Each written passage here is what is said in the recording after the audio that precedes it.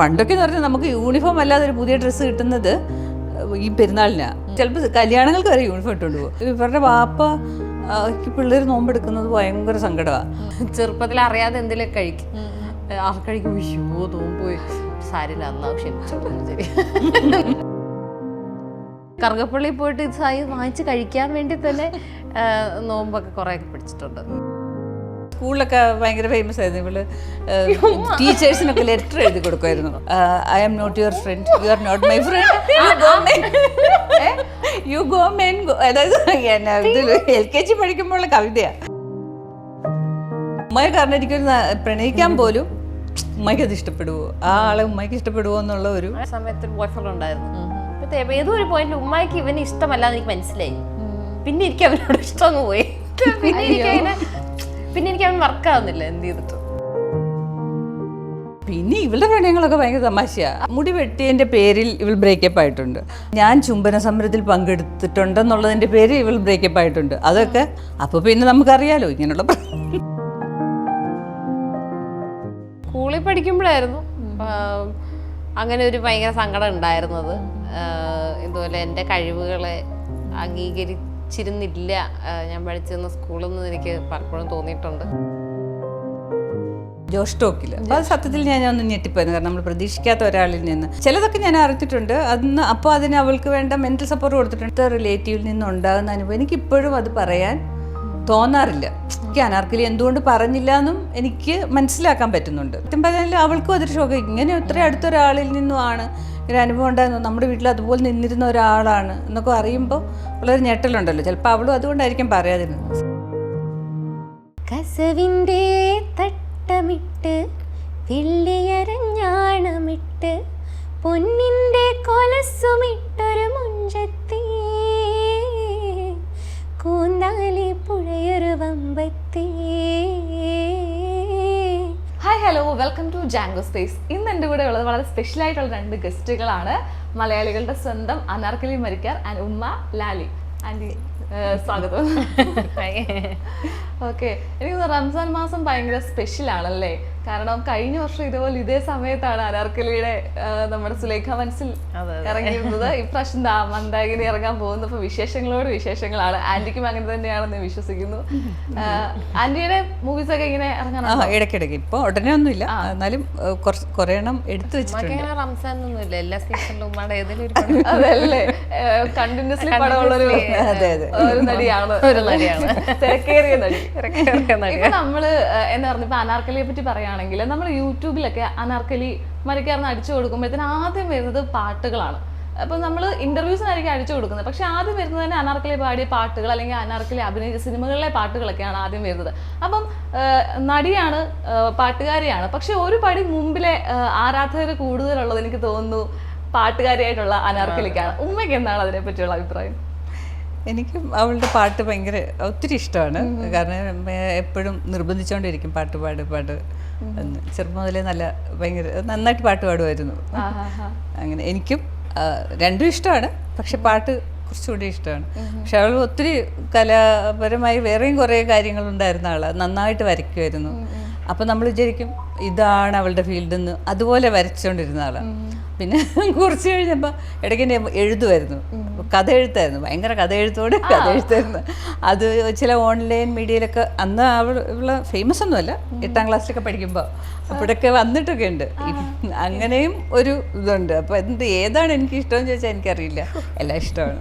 പാട്ടാണ് കൂടുതൽ ഇഷ്ടം. എനിക്കൊരു എക്സ്പ്രഷൻ ഇടാൻ പറ്റാത്ത അവസ്ഥ. ഞാനിങ്ങനെ ഇപ്പൊ ഏത് എക്സ്പ്രഷൻ ഇട്ടവരെ പാപ്പ അത് വന്നാലോ എന്ന് വിചാരിച്ചു എനിക്കൊരു ചിരിക്കാനൊന്നും. അതെ, ഇപ്പൊ നമുക്ക് റംസാൻ മാസമാണ്. നിങ്ങളുടെ ആ റംസാൻ പെരുന്നാളിന്റെ വിശേഷങ്ങളൊക്കെ ഒന്ന് അറിയണമെന്നുണ്ട്. എങ്ങനെയാണ് വീട്ടില് പെരുന്നാളൊക്കെ ആഘോഷിക്കുന്നത് എല്ലാവരും?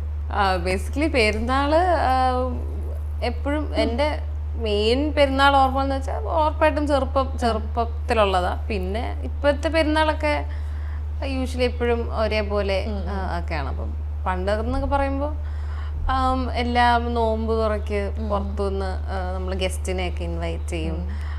അല്ലെങ്കിൽ അവന് കസിൻസ് നമ്മളെ ഇൻവൈറ്റ് ചെയ്യും, അങ്ങോട്ട് പോകും. പിന്നെ ഈ പെരുന്നാപ്പൊടി കിട്ടുക, ഇങ്ങനത്തെ കാശൊക്കെ കൂട്ടി വയ്ക്കുക. അപ്പം എൻ്റെ അതൊക്കെ എനിക്ക് ഭയങ്കര സ്പെഷ്യലായിരുന്നു. ആ സമയത്താണല്ലോ കാശ്, എനിക്ക് പോക്കറ്റ് മണി ഒന്നും ഇവർ തരാറില്ലായിരുന്നു. അപ്പോൾ പെരുന്നാപ്പടിക്ക് കിട്ടുന്ന കുറച്ച് കാശാണ് ഭയങ്കര അത് ഇങ്ങനെ സേവ് ചെയ്ത് വെക്കുന്ന പരിപാടിയൊക്കെ ഉണ്ടായിരുന്നു. പിന്നെ ഉറപ്പായിട്ടും ഉമ്മയുടെ വളരെ ഡിലീഷ്യസ് ആയിട്ടുള്ള ഫുഡുകൾ അത് പറയുന്നുണ്ടോന്ന് ഞാൻ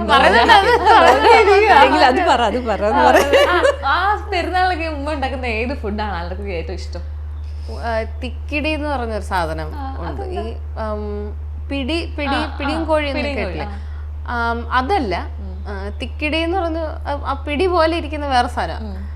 അതെനിക്ക് ഇതുപോലെ എല്ലാ പെരുന്നാളിലും ഉണ്ടാക്കുമായിരുന്നു. അതായിരുന്നു ഏറ്റവും ഇഷ്ടം. ഉമ്മയുടെ എല്ലാ ഫുഡും അടിപൊളിയാണ്. ഇപ്പൊ ഒന്നും ഉണ്ടാക്കാറൊന്നുമില്ല. പണ്ട് ഭയങ്കര എല്ലാ കുറേ സാധനങ്ങളൊക്കെ ഉണ്ടാക്കി. അതിപ്പോ വെറുതെ ആണേലും ഒരു 3-4 കറിയൊക്കെ ഉച്ചക്കൊക്കെ ഉമ്മ ഉണ്ടാക്കുമായിരുന്നു. ഇപ്പൊ ആ കാര്യത്തിലേക്ക് കുറച്ച് മടിയാണെന്ന് ആന്റിക്ക് ഇപ്പൊ? ഇല്ല, ഇപ്പൊ പിന്നെ ഞാൻ പറയാം, ഇവര് വളരുന്ന പ്രായത്തിലെല്ലാം ഉണ്ടാക്കുമായിരുന്നു. പിന്നെ ഇനിയിപ്പോ എന്റെ ആവശ്യമില്ല. ഈ ഇവർക്ക് പിന്നെയും എന്താ പറഞ്ഞ കുറെ കാര്യങ്ങളൊക്കെ ഇങ്ങനെ വിട്ടുവിട്ടായിരിക്കും വരുന്നത്. ആ സമയത്തൊക്കെ ഇവരുടെ കുഞ്ഞിലെയൊക്കെ ഉള്ള ഒരു പെരുന്നാളൊക്കെ എങ്ങനെയുണ്ട്? കാരണം പലഹാരം ഉണ്ടാക്കി കൊടുക്കണം, അവർക്ക് പുതിയ ഉടുപ്പ്, അങ്ങനത്തെ കുറെ കാര്യങ്ങളൊക്കെ ഇല്ലേ പെരുന്നാളൊക്കെ? ഒരു പുതിയ ഉടുപ്പിന്റെ ഒരു പരിപാടി സത്യം പറഞ്ഞാൽ ഇല്ലായിരുന്നു എനിക്ക് തോന്നുന്നത്. കാരണം മിക്കവാറും എപ്പോഴും ഇവരൊക്കെ ആകുമ്പോൾ എന്ന് വെച്ചാൽ ഞങ്ങൾക്കൊക്കെ പുതിയ ഉടുപ്പൊക്കെ ഉണ്ടായിരുന്നു. ഇവരൊക്കെ സമയത്തൊക്കെ പുതിയ ഉടുപ്പിനോടുള്ള താല്പര്യം, അതുപോലെ ഫുഡിനോടുള്ള താല്പര്യമൊക്കെ അത്ര ഇല്ല. കാരണം എപ്പോഴും നല്ല ആഹാരമാണ്. നമ്മുടെ ആ ഒരു 90s കിട്ടുവാണല്ലോ. അതെ, പണ്ടൊക്കെ എന്ന് പറഞ്ഞാൽ നമുക്ക് യൂണിഫോം അല്ലാതെ ഒരു പുതിയ ഡ്രസ്സ് കിട്ടുന്നത് ഈ പെരുന്നാളിനാ. ശരിക്കും യൂണിഫോം എപ്പോഴും ചിലപ്പോൾ കല്യാണങ്ങൾക്ക് വരെ യൂണിഫോം ഇട്ടുകൊണ്ട് പോകും. ആദ്യം വല്ലപ്പോഴും കിട്ടുക എന്ന് പറഞ്ഞാൽ അത് എനിക്ക് നല്ല ഓർമ്മയുണ്ട്. എനിക്ക് ഞാൻ ഹാഫ് സാരി ഉടുക്കുന്നത്, പട്ടുപാവാട ഇടുന്നത്, ഇതൊക്കെ പെരുന്നാളിനാണ്. ഒരു കല്യാണത്തിന് പോലും അല്ലാതെ സ്പെഷ്യലായിട്ടൊന്നും അങ്ങനെ മേടിക്കുന്ന അത് ആ ഒരു സാമൂഹ്യ അന്തരീക്ഷത്തിൻ്റെ കൂടി പ്രശ്നമാണ്. എനിക്കും ഒത്തിരി ഓർമ്മകളാണ് ഈ പെരുന്നാൾ കഴിഞ്ഞ രാത്രി മൈലാഞ്ചി ഇടല്. ഇപ്പോഴല്ലേ ട്യൂബൊക്കെ, അന്നൊക്കെ എന്ന് പറഞ്ഞാൽ ഇങ്ങനെ ഈ ചക്കയരൊക്കെ എടുത്തു വെക്കും. എന്നിട്ട് അതിങ്ങനെ ചന്ദ്രക്കല നക്ഷത്രമൊക്കെ ഈ ചക്കയരക്ക് കൊണ്ട് ഉണ്ടാക്കിയിട്ട് കൈ മുഴുവൻ പൊതിഞ്ഞ് മൈലാഞ്ചി അരച്ച് പൊതിഞ്ഞിട്ട് വാഴയില കൊണ്ട് കെട്ടിവെച്ചിട്ട് കിടന്നുറങ്ങും. രാവിലെ എഴുന്നേൽക്കുമ്പോൾ ഈ ചക്കയരക്ക് ഇല്ലാത്ത ഭാഗം മൊത്തം ചുമന്നിരിക്കും, അവിടെ മാത്രം വെളുത്തിരിക്കും. അങ്ങനെയായിരുന്നു. നമുക്ക് ഒത്തിരി ഉണ്ട് ഓർമ്മ. ഇവരൊക്കെ പിന്നെ കസിൻസ് എല്ലാം വീട്ടിൽ വരും. ഇവരുടെയൊക്കെ ഒരു വേറൊരു വൈബാണ്. കാരണം ഞങ്ങൾ അവിടെ നലമ്പി അവിടെ അത്ര കളിച്ച അങ്ങനെ അത് കഴിഞ്ഞിട്ട് ഫുഡൊക്കെ കഴിച്ച് പിന്നെ നല്ല ഉറക്കം. അത് കഴിയുമ്പോ എല്ലാരും പോകും. അത്രയൊക്കെ ഉള്ളൂ. ഈ അനാർക്കലി ഇങ്ങനെ പെരുന്നാളൊക്കെ വരുമ്പോ ഇങ്ങനെ മൈലാഞ്ചി ഇടുന്ന അങ്ങനത്തെ പരിപാടി ഒന്നും ഇല്ല? ഇല്ല, എനിക്ക് ഇഷ്ടമല്ല മൈലാഞ്ചി എടുത്ത്. എനിക്ക് ഇങ്ങനെ കയ്യിൽ ഒരു ബഹളം ഇങ്ങനെ പോലെ തോന്നും. അപ്പൊ ഞാൻ മൈലാഞ്ചി എന്ത് സംഭവിച്ചാലും വിടാറില്ല. ഒന്നും ചെയ്യാറില്ല. പറയാറുണ്ടോ എന്തെങ്കിലുമൊക്കെ ഒന്ന് ചെയ്യുക? അപ്പൊ അങ്ങനെയൊക്കെ ഉമ്മയൊക്കെ പറയാറുണ്ടോ? ഇല്ല, എനിക്കും സത്യത്തിൽ അത് ഇഷ്ടമല്ല. ചെറുപ്പത്തിലേ ഇഷ്ടമുണ്ടായിരുന്നു. ഉമ്മയ്ക്ക് ഇഷ്ടമാണ്. അപ്പൊ ഇങ്ങനെ മൈലാഞ്ചി എന്ത് ഈ കയ്യിൽ എന്നെ കാണിച്ചേക്കുന്നത് ചോദിക്കും. എന്നുവെച്ചാൽ ഇങ്ങനെ കയ്യിൽ ആകെ ഒരു ബഹളമല്ലേ. ഞാൻ ആകെ സുലിക മനസ്സിലുള്ള സമയത്താണ് അത്രയും മൈലാഞ്ചി കുറേ നാള് ഇട്ട് നടക്കുന്നത്. അപ്പൊ അങ്ങനത്തെ എനിക്ക് കുറച്ചുകൂടെ നാട്ടും പുറത്താണ് കുറച്ചുകൂടെ ഈ എന്താ പറയാ, എന്റെ ഫ്രണ്ട്സൊക്കെ പറയുന്നത് കേട്ടുണ്ട്. അവരുടെ പിന്നെ പെരുന്നാൾ അനുഭവങ്ങൾ എന്ന് വെച്ചാൽ ഭയങ്കര രസമാണ്. അവര് ഇറങ്ങി നടന്ന് അങ്ങനെ. എറണാകുളത്തൊക്കെ എനിക്ക് ഭയങ്കര നോർമൽ ഒരു പരിപാടി പോലെ ആയിരുന്നു. പിന്നെ കസിൻസിനെയൊക്കെ കാണാൻ കിട്ടും. ഞങ്ങളുടെ എൻ്റെ ഒക്കെ ചെറുപ്പത്തിൽ പെരുന്നാൾ ശരിക്കും അങ്ങനെ ചോദിച്ചാൽ ഒരു 5 മിനിറ്റ് തരുമോ? അല്ല, ഇങ്ങനെ കുട്ടികളെ രാവിലെ എഴുന്നേറ്റിട്ട് ഡ്രസ്സ് മാറുക, പിന്നെ ബന്ധുക്കളുടെ എല്ലാം വീട്ടിൽ പോയിട്ട് പൈസ മേടിക്കാൻ വേണ്ടി പോകും. കാരണം അവരെടുത്ത് വെച്ചിട്ടുണ്ടാകും. നമുക്ക് ഇങ്ങനെ നടന്ന് കുറേ സ്ഥലങ്ങളിൽ പോവും. പൈസ വല്ല 50 പൈസ 1 രൂപയൊക്കെ ആയിരിക്കും കേട്ടോ ചെറുപ്പത്തിൽ കിട്ടുന്നത്. അപ്പോൾ അതൊക്കെ ആയിരുന്നു. പിന്നെ എല്ലായിടത്തു നിന്നും ഫുഡ് കഴിക്കും. മിക്കവാറും എല്ലായിടത്തും ഈ പറയുന്ന പോലെ തിക്കിടി അല്ലെങ്കിൽ പത്തിരി, ഇടിയപ്പം അങ്ങനെയൊക്കെ ആയിരിക്കും. അതൊക്കെ ഇങ്ങനെ മാറി മാറി കഴിച്ച് ഉച്ചയാകുമ്പോഴേ തിരിച്ച് വീട്ടിലെത്തുന്നത്. അങ്ങനെയൊക്കെ ഉണ്ടായിരുന്നു. പക്ഷെ ഇവരൊക്കെ വന്നപ്പോൾ പിന്നെ കുറച്ചും കൂടി എല്ലാവരും കൂടി ഒന്നിച്ച് ഒരു വീട്ടിലായിട്ട് അവിടെ നിന്നുള്ള ഒരു ആഘോഷങ്ങളായിരുന്നു കൂടുതലും. ഇപ്പം നമ്മുടെ പെരുന്നാളിലേക്ക് വരുമ്പോൾ മെയിൻ ഒരു കാര്യമാണ് നമ്മൾ നോമ്പൊക്കെ എടുക്കുന്നത്. നോമ്പൊക്കെ എടുക്കുന്ന ആളാണ്? ചില ഫുള്ളും അങ്ങനെ എടുക്കാറില്ലെങ്കിലും കുറച്ചൊക്കെ എടുക്കാറുണ്ട്. എന്തായാലും ഫുള്ളൊക്കെ എടുക്കാത്ത ഒരു ഫുഡ് കുറച്ച് ഇമ്പോർട്ടൻ്റ് ആണല്ലേ? അല്ല, അങ്ങനെ പിന്നെ എങ്ങനെ ആയിരിക്കും അല്ല അങ്ങനെ അങ്ങനെ ഞാൻ ഭയങ്കര ഒരു വിശ്വാസിയല്ല, കുറച്ച് വിശ്വാസങ്ങളുണ്ട്. അപ്പോൾ അങ്ങനെ എനിക്ക് മൊത്തം എടുക്കാനുള്ള ഒരു മാനസികാവസ്ഥയിൽ ആയിട്ടില്ല എന്നാണ് എനിക്ക് തോന്നിയിട്ടുള്ളത്. ചെറുപ്പത്തിലൊക്കെ എടുക്കുമ്പോൾ ഇവരുടെ വാപ്പ പിള്ളേർ നോമ്പെടുക്കുന്നത് ഭയങ്കര സങ്കടമാണ്. അപ്പോൾ ഒരു 6 മണിയാകുമ്പോഴേ വിളിച്ചോണ്ട് പോയി ഹോട്ടലിൽ ദിൽവിടെ കൊണ്ടുപോകും. പിന്നെ അന്ന് നമ്മുടെ അടുത്തുള്ള ഒരു ബേക്കറി ഉണ്ട്, ബേക്കറി പോവുക, പലതരം സാധനങ്ങൾ മേടിച്ചോണ്ട് വരിക, നോമ്പ് തുറക്കുക, ഇതൊക്കെ അങ്ങനത്തെ പരിപാടി ഓർക്കുന്നില്ല? ഇതൊക്കെ അങ്ങനെയൊക്കെ ഉണ്ട്. കഷ്ടപ്പെട്ട നോമ്പ് തുറന്ന് ഭയങ്കര സന്തോഷമുള്ള കാര്യമാണല്ലേ, കാരണം അത് ഇഫ്താർന്നല്ലേ പറയുന്നത് അല്ലേ, അങ്ങനെയല്ലേ പറയുന്നത്? അതെ, അത് ഭയങ്കര കുട്ടികൾക്ക് ഭയങ്കര സന്തോഷമുള്ള കാര്യമായിരിക്കും. ഉറപ്പായിട്ടും അതുവരെ ഇങ്ങനെ ഇങ്ങനെ പിടിച്ച് അപ്പൊ അറിയാതെ മറ്റേ ചെറുപ്പത്തിൽ അറിയാതെ എന്തെങ്കിലും കഴിക്കും, കഴിക്കും, വിഷോ നോമ്പ് പോയി സാരില്ല അല്ലാതെ ക്ഷമിച്ചോളൂ എന്ന് ശരി. എന്നിട്ട് ഉമ്മാ ഇത് ഞാൻ അറിയാതെ എന്തോ കഴിച്ചു, കുഴപ്പമുണ്ടോ? ഇല്ല സാരില്ല, അറിയാതെ അല്ലേ, അല്ലാതെ ക്ഷമിച്ചോളൂ. അപ്പൊ എന്നെ ഉറപ്പായിട്ടും ഈ നോമ്പ് തുറ ഇത് ആരിലൊക്കെ ഇൻവൈറ്റ് ചെയ്യുമ്പോൾ ഭയങ്കര രസമാണ്. അത്രയും ആഹാരവും സ്നാക്സും പരിപാടികളൊക്കെ ഉണ്ടാവുമല്ലോ. പിന്നെ നമ്മള് കറുകപ്പള്ളി എന്ന് പറഞ്ഞ സ്ഥലത്താണ് താമസിക്കുന്നത്, ദേശാഭിമാനിയുള്ള. അപ്പോൾ കറുകപ്പള്ളിയില് ഭയങ്കര ഫേമസ് ആണല്ലോ അവിടെ. അവിടെ ഈ മറ്റേ ആ വഴിയൊക്കെ ഇഷ്ടംപോലെ സ്നാക്സും പരിപാടിയും. അപ്പം എൻ്റെ ഒരു മെയിൻ ഓർമ്മ എന്ന് പറയുന്നത് അതാണ്, കറുകപ്പള്ളിയിൽ പോയി ഇങ്ങനെ പലതരം സ്നാക്സ്, ആ സമയത്തായിരിക്കും പലതരം സ്നാക്സ് വരുന്നത്. അതുവരെ സാധാരണ പഫ്സ്, സമൂസ അതൊക്കെ അല്ലേ ഉണ്ടാവുള്ളൂ. പിന്നെ എന്ത് കിളിക്കൂട് അത് ഇത് എന്നൊക്കെ പറഞ്ഞിട്ട് കുറേ സാധനങ്ങൾ ഇങ്ങനെ വെറൈറ്റി ഉണ്ടാവുമല്ലോ. അപ്പം നോമ്പ് പിടിച്ചാലും ഇല്ലെങ്കിലും അവിടെ നിന്നൊക്കെ പോയിട്ട് ഇങ്ങനെ സാധനം വാങ്ങിച്ച് കഴിക്കുക എന്നുള്ളൊരു പരിപാടിയുണ്ട്. അത് ഈ ചെറുപ്പത്തിലും. അപ്പം ഇത് ഉറപ്പായിട്ട് നോമ്പ് പിടിക്കുമ്പോഴായിരിക്കും ഇതിന് ഉറപ്പായിട്ട് ഒരു സ്പെഷ്യൽ ഫീലിംഗ് വരുന്നത്. അപ്പം ഇത് ഈ കറുകപ്പള്ളി പോയിട്ട് ഇത് വാങ്ങിച്ച് കഴിക്കാൻ വേണ്ടി തന്നെ നോമ്പൊക്കെ കുറേയൊക്കെ പിടിച്ചിട്ടുണ്ട്. ശരിക്കും ടെംപ്ടേഷനാണ് കറുകപ്പള്ളിയുടെ. നമ്മൾ അതിൻ്റെ സ്റ്റാർട്ടിങ് മുതൽ എൻഡിങ് വരെ വെറുതെ നടക്കുമ്പോൾ തന്നെ നമുക്ക് പലതരം ഫുഡ് കഴിക്കാനുള്ളൊരു എത്രയോ കൂട്ടം തലശ്ശേരി പലഹാരങ്ങളോ 100 കൂട്ടോ എത്രയോ പറഞ്ഞ അവിടെ എഴുതിച്ചിട്ടുണ്ട്. ഫേമസ് കുക്ക് ചെയ്യാറുണ്ടോ ആൻറ്റി? ഇപ്പം നല്ല കുക്ക് ചെയ്യാറുണ്ട്, ഇടയ്ക്കിടയ്ക്ക് ഏതാണ്ടൊക്കെ ഉണ്ടാക്കി ഇടയ്ക്ക് എനിക്ക് കൊണ്ട് തരാറുണ്ട്. എൻ്റെ അടുത്ത് നിൽക്കുമ്പോൾ അങ്ങനെ കുക്കിംഗ് ഒക്കെ തീരെ കുറവായിരുന്നു. അങ്ങനെ എന്താ സ്പെഷ്യലായിട്ട് അനാർക്കലി ഉണ്ടാക്കുന്ന ഒരു ഫുഡ് ആൻറ്റിക്ക് ഇഷ്ടപ്പെടുന്നത്? ഇവളെന്തോ ഒരു ദിവസം എന്താ മറ്റേ പേര് പോലും ഞാൻ മറന്നുപോയി. പനീർ, എന്ത് പനീറും മറ്റേ ഇതും കൂടിയുള്ള പനീറിന്റെ എന്തോ ഒരു സാധനം, പേര് മറന്നുപോയി. സ്പിനാച്ചും പനീറും കൂടി മിക്സ് ചെയ്തിട്ട് എന്തോ സംഭവം ഉണ്ടാക്കിയില്ലേ? എനിക്ക് തന്നെ ഓർമ്മയില്ലെന്ന്. സ്വന്തമായിട്ട് കുക്ക് ചെയ്യുന്നതിൽ ഏറ്റവും ഇഷ്ടമുള്ള ഫുഡൊക്കെ ഏത്? ഞാൻ അങ്ങനെ ഞാനിങ്ങനെ ഭയങ്കര കുക്കൊന്നുമില്ല, എന്നാലും കഴിക്കാൻ പറ്റും ആ ഒരു പരിപാടിയില്ല. ഞാൻ എനിക്ക് ഏറ്റവും നന്നായിട്ട് ഞാൻ ഉണ്ടാക്കിയെന്ന് തോന്നിയിട്ടുള്ളത്, ഞാൻ ഒരു പ്രാവശ്യം ഒരു തായ് ഫുഡ് ഉണ്ടാക്കി, ഒരു തായ് ഗ്രീൻ കറി ഉണ്ടാക്കി. അത് നല്ലതായിരുന്നു. ഫ്ലോപ്പായി പോയ ഫുഡ് ഉണ്ടോ? ഫ്ലോപ്പായിപ്പോൾ ഇഷ്ടംപോലെ ഫുഡുകൾ ചെറുപ്പത്തിലാണേലും അല്ലാതെ ഉണ്ടായിട്ടുണ്ട്. പക്ഷെ ഇപ്പോഴൊക്കെ വലിയ കുഴപ്പമില്ലാത്ത സാധനങ്ങളാണ് ഉണ്ടാക്കുന്നത്. പിന്നെ ഈ ക്രീമി ചിക്കൻ കറി അങ്ങനത്തെ ഇറ്റാലിയൻ സാധനങ്ങളൊക്കെ. ബേസിക്കലി എനിക്ക് പിന്നെ നാടൻ സാധനങ്ങളൊന്നും ഉണ്ടാക്കുന്ന ഇഷ്ടമല്ല. ഇങ്ങനെ പരീക്ഷണങ്ങൾ നടത്തണം, പരീക്ഷണങ്ങൾ നടത്തി കുളമാക്കണം, അതാണ് മെയിനായിട്ട് ഇഷ്ടം. കഴിക്കാൻ ഇഷ്ടമാണോ കുറച്ച് വെറൈറ്റി ഫുഡ് സ്റ്റൈൽ? അതെ, കുറച്ച് നാടൻ. എനിക്കിപ്പോൾ ചിലർക്ക് ഈ ഹോസ്റ്റലിലൊക്കെ പോകുമ്പോൾ ചോറ് കഴിക്കണം, പൊതിച്ചോറ് കഴിക്കണം, അങ്ങനത്തെ ആഗ്രഹങ്ങളൊക്കെ വരാറില്ല. എനിക്ക് അങ്ങനത്തെ ഒരു ആഗ്രഹം, എനിക്ക് ചോറ് കഴിക്കണം അങ്ങനെ ഒരു ആഗ്രഹമില്ല. എനിക്ക് ജങ്കാണ് മെയിൻലി, ബർഗർ, പാസ്ത. പക്ഷേ എൻ്റെ ഓർമ്മയിൽ അനാർക്കലി എന്ന് പറയുന്നത്, ഞാൻ ഫുഡ് ഉണ്ടാക്കിയതിൽ എനിക്ക് ഏറ്റവും സന്തോഷം തോന്നുന്നത് അനാർക്കലി ഫുഡ് കഴിക്കുമ്പോഴാണ്. അവളത് ഇങ്ങനെ അവൾ വരുമ്പോൾ 2:45 സമയം, അപ്പോൾ അതുവരെ ഞാൻ വെയിറ്റ് ചെയ്യും.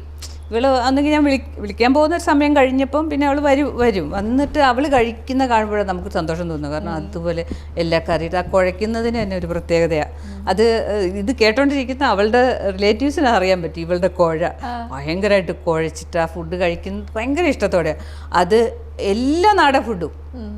ഇപ്പം നമ്മുടെ പാവയ്ക്ക തോരൻ സാറിന് പിള്ളേർക്കൊന്നും ഇഷ്ടമില്ലല്ലോ, ഇവള് മീൻകറിയും പാവയ്ക്ക തോരനും പോലും നല്ല പോലെ കുഴച്ച് കഴിക്കുന്നത് എൻ്റെ ഓർമ്മയിലുണ്ട്.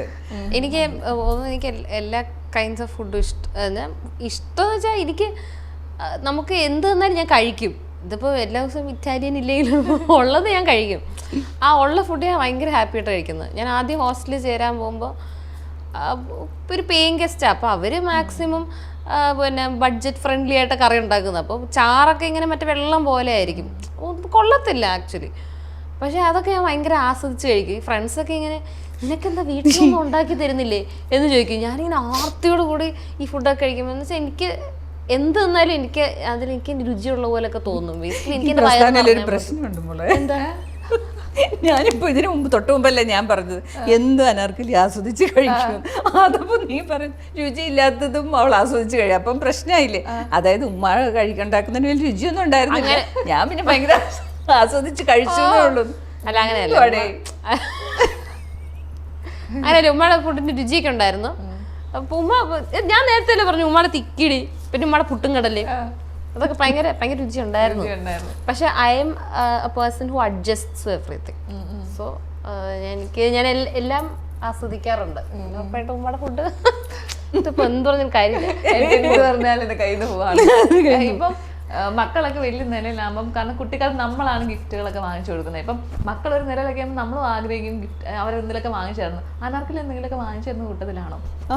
പിന്നെ അനാർക്കലി എനിക്ക് ഗൾഫിൽ പോയിട്ട് വന്നപ്പോ ഒരു 2 പവന്റെ വളം മേടിച്ചോണ്ട് അതെന്താ പറയണ്ടേ? അത് പറയാൻ പാടില്ലായിരുന്നോ? പിന്നെ ഡ്രസ്സ് വാങ്ങിച്ചു തരാറുണ്ട്, വഴക്കൊക്കെ ഉണ്ട്. അത് പറയണില്ല, പറയുമ്പോ അതും പറയണ. ഒരിക്കൽ ഭയങ്കരമായിട്ട് വഴക്കുണ്ടായിട്ട് തിരിച്ചു വന്നിട്ട് അവൾ 2 ഡ്രസ്സൊക്കെ മേടിച്ചോണ്ട് വന്നിട്ട് സോറിയൊക്കെ എഴുതിയ ഒരു പേപ്പറൊക്കെ ഒട്ടിച്ച് മേടിച്ചോണ്ട് വന്നു. ഷർട്ട് സർപ്രൈസിന്റെ ആളാണോ അനാർക്കലി? ഇങ്ങനൊക്കെ എനിക്ക് സർപ്രൈസ് കൊടുക്കാൻ ഭയങ്കര ഇഷ്ടം.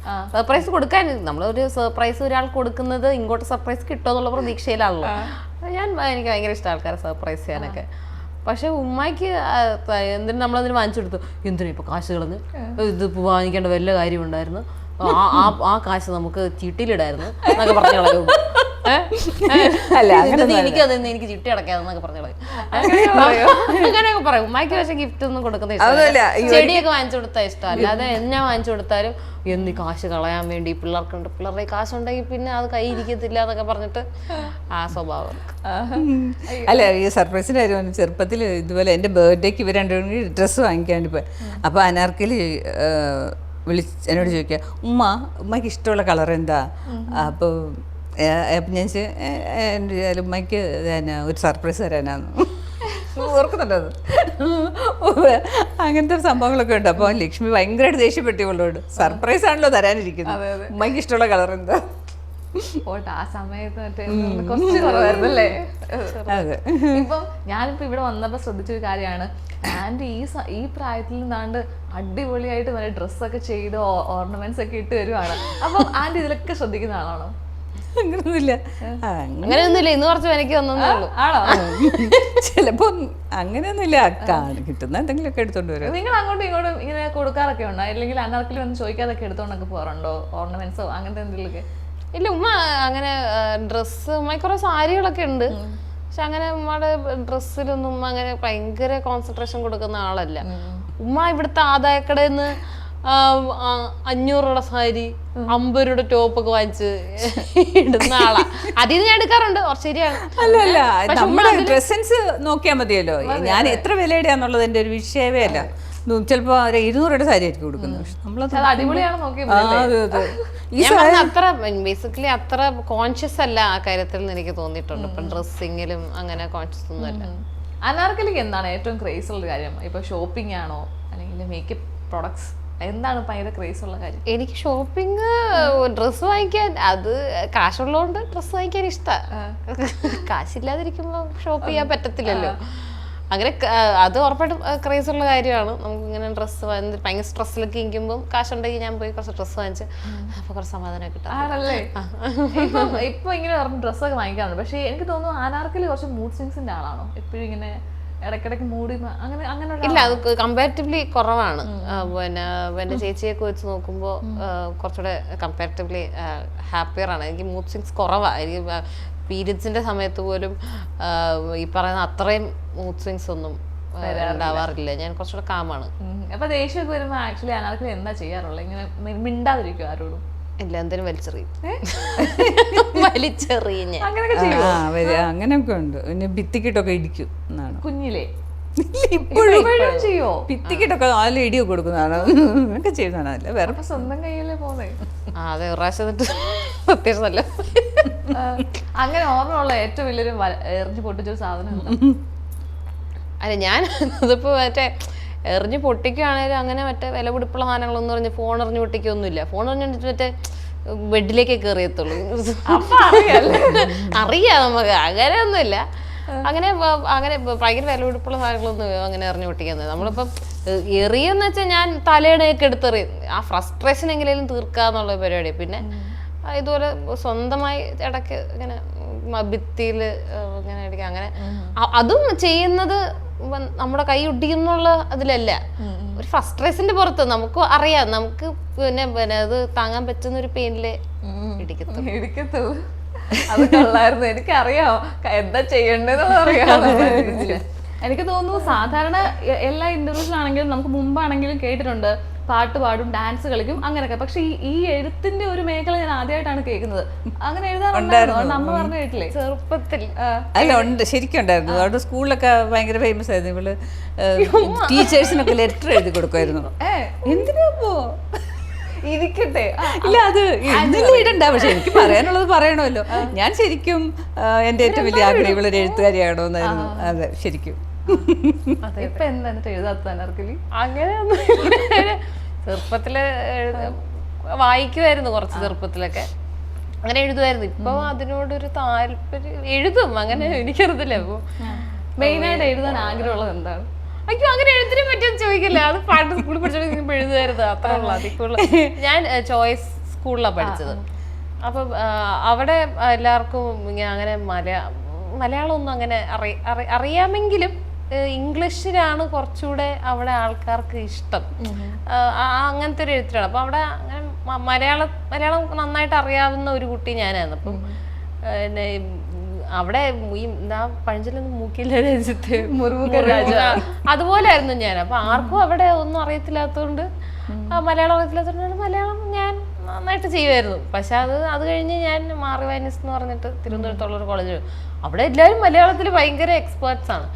അപ്പൊ അവിടെ പോയപ്പോ ഞാനൊന്നും എല്ലാം തോന്നിയപ്പോ ഞാൻ എഴുത്തൊക്കെ മാറ്റി വെച്ചിട്ട്, അതായത് നമ്മൾ ഈ ഇപ്പം ഞാനും ഒരു ടീനേജ് പ്രായത്തിലൊക്കെ നമ്മുടെ ഈ ആഗ്രഹങ്ങളും കാര്യങ്ങളൊക്കെ മാറി മാറി വരും. പണ്ട് മറ്റേ ഡാൻസ്, അപ്പൊ ഓർക്കും ഡാൻസറായി മാറാം. പിന്നെ കുറച്ച് കഴിയുമ്പോൾ ഓർക്കും എഴുത്താണെങ്കിൽ എഴുത്തുകാരി ആവാം, പടം വരയ്ക്കെങ്കിലും ഒരു പെയിന്ററൊക്കെ ആവാന്നൊക്കെ ഇങ്ങനെ ചെയ്യും. പക്ഷെ ഇതിങ്ങനെ മാറി മാറി വന്നിട്ട് ഇപ്പം എത്തി നിൽക്കുമ്പോഴത്തേന് രണ്ട് മേഖലകളിലാണ് ഇങ്ങനെ ഒരു കോൺസ്റ്റന്റ് ആയിട്ട് പൊയ്ക്കൊണ്ടിരിക്കുന്നത്. അനാർക്കലിക്ക് ഏറ്റവും ഇഷ്ടമുള്ള ഒരു മേഖല ഏതാണ്? ഇപ്പൊ ഞാൻ റീസെന്റ് ആയിട്ട് ഒരു റീലും കണ്ടു. അപ്പൊ ഞാൻ ഇങ്ങനെ വിചാരിച്ചു, ഇത്രയും നാളും പാട്ടിന്റെയാണ് ഞാൻ മെയിൻ ആയിട്ട് കണ്ടിട്ടുണ്ട്. അപ്പൊ കഴിഞ്ഞ ദിവസം ഡാൻസിന്റെ, നമ്മുടെ പ്രേമലുവിലെ ഡാൻസിന്റെ കണ്ടിട്ടുണ്ടായിരുന്നു. അപ്പൊ ഞാൻ വിചാരിച്ചു, ഇപ്പൊ ഇതും സ്റ്റാർട്ട് ചെയ്തു, അടിപൊളി എന്ന് വിചാരിച്ചു. അപ്പൊ എല്ലാ മേഖലകളും ഇങ്ങനെ കടന്നു വന്നോണ്ടിരിക്കണം. എന്നാലും മെയിൻ ആയിട്ട് ഇഷ്ടമുള്ളൊരു ഫീൽഡ് ഏതാണ്? പാട്ട് തന്നെ, പാട്ടാണ് ഇഷ്ടം. പിന്നെ ഡാൻസ് കളിക്കാൻ ഇഷ്ടമാണ്. ഇപ്പൊ ഒരു ഡാൻസർ ഫ്രണ്ടിനെ കിട്ടിയപ്പോ ഒരു റീലെടുത്ത് അങ്ങനെ ഷൂട്ട് ചെയ്തതാണ്. പിന്നെ എന്നാലും മൊത്തത്തിൽ നന്നായിട്ട് ചെയ്യും എന്ന് തോന്നുന്നത് പാട്ടാണ്. അപ്പം പാട്ടാണ് ഇഷ്ടം. ആര് നന്നായിട്ട് എഴുതുന്ന ആളാണല്ലോ, പണ്ട് മുതലേ എഴുതാറുണ്ട്. അപ്പം അനാർക്കലി തന്നെ ഒരിക്കലും പറഞ്ഞിട്ടുണ്ടായിരുന്നു, അതായത് അമ്മ പണ്ടൊക്കെ ഭയങ്കരമായിട്ട് എഴുതും, പക്ഷെ സിനിമയിൽ വന്ന പിന്നെ കുറച്ച് മാറി നിൽക്കാം എന്നൊക്കെ വിചാരിച്ചെന്നുള്ള, അങ്ങനെ ഉണ്ടോ? അങ്ങനെയൊന്നുമില്ല. ഞാൻ പിന്നെ നമ്മൾ ഇപ്പം സിനിമയ്ക്ക് മുമ്പ് സിനിമകളെയൊക്കെ വിമർശിച്ചിട്ടല്ല, റിവ്യൂസ് എഴുതുമായിരുന്നു. നന്നായിട്ട് വായനക്കാരുണ്ടായിരുന്നു. പക്ഷെ ഇപ്പോൾ ഞാൻ സിനിമയിലായപ്പോൾ പിന്നെ സിനിമയിലെ റിവ്യൂ എഴുതുന്നത് അത്ര അങ്ങനെ എഴുതാറില്ല. അതുകൊണ്ട് ഇപ്പോൾ എഴുതാറില്ല. പക്ഷെ എങ്കിലും എഴുതാറുണ്ട്, കുറേ എഴുതാറുണ്ട്. കൂടുതലും എൻ്റെ എക്സ്പീരിയൻസസ് എഴുതും, ഓർമ്മകൾ എഴുതും, അങ്ങനെയൊക്കെ.